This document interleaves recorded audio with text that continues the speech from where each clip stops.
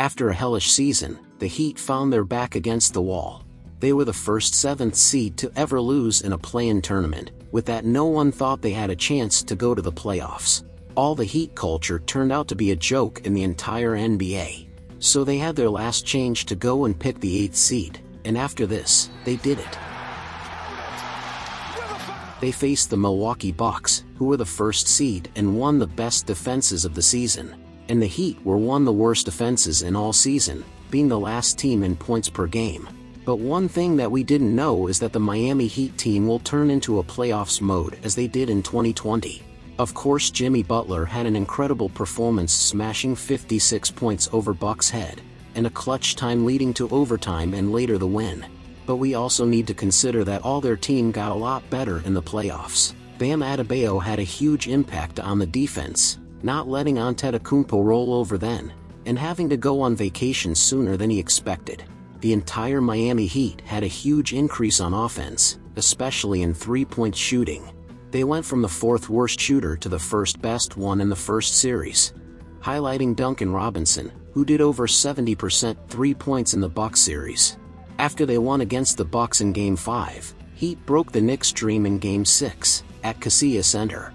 And now let me show you how they are gonna break the Celtics. In 2020, when the Heat faced the Celtics, they won in Game 6, going to the finals with the Lakers and faced LeBron and Anthony Davis, where the Lakers were champions. But last playoffs, Miami went against the Celtics in Game 7, and for just a little, they lost. In the air, and the Boston Celtics will go to the NBA Finals. Butler should try going in the paint, because that game he only did 1 of 4 attempts of three-point shoot, and also had an amazing percent in the free throw line, with 8 shots converted of 11. But right now in the first game of the playoffs, Miami just showed why they have a high standard to win this playoff series, and it goes beyond just Jimmy Butler.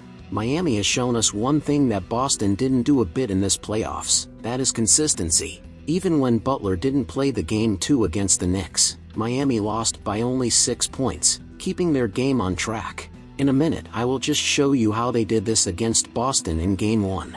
And Boston, on the other hand, is still dependent on Jason Tatum having the ball in his hands and having a great performance. Every game that they won against the Sixers, or Tatum played very well, or Joel Embiid, James Harden, and Tyrese Maxey had a bad game. It's the only way the Celtics could play this well. Now let me show you by the stats why the Celtics are in danger. Right here we can see that even though Butler and Adebayo had 55 points combined, they also have other 4 guys doing 15 points each. Max Strus, Gabe Vincent, Caleb Martin and Kyle Lowry showed up, making a huge appearance in the offensive plays for the Heat. And looking right here at the Celtics stats, you might be thinking, well, it's very similar to me. And you might be right in the sense of points, but look here at the plus-minus of them. The best player here is Jaylen Brown with a 3 on the score, while the Heat has Bam Adebayo with 18. Boston finished the game with a plus-minus of -7 and the Heat finished with 7. This also brings me the X factor to the Heat where they are right now. Butler had a really big playoffs so far, but Bam Adebayo was also a monster in my opinion, and I don't see anyone talking about it.